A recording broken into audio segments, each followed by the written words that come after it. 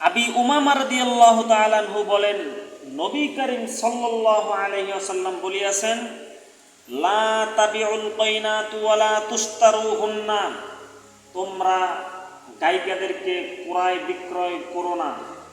ওয়ালা তুআল্লিমুহুন্না, তাদেরকে গান বাজনা ড্যান্স এগুলো শিক্ষা দিও না। ওয়ালা খায়রা ফি তিজারাতিহিন্না, তাদের উপার্জনে কোনো লাভ নেই।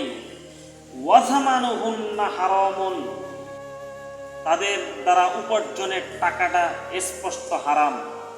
আমি আপনাকে এখন পর্যন্ত বুঝাইতে পারিনি গান বাজনা কতটা খারাপ। আল্লাহ নবী বলেন, তোমরা গায়িকাদেরকে ক্রয় বিক্রয় করো না, তাদের দ্বারা উপার্জন করো না।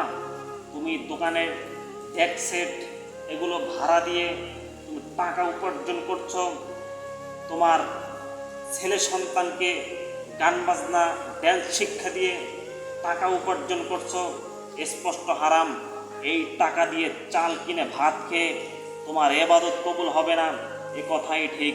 আমি আজকে এ কথা মোল্লা আব্দুল গফফার এখানে বলে গেলাম, দেখি কোনো বাপের বেটা আমার এই কথাকে লড়াইতে পারে কিনা।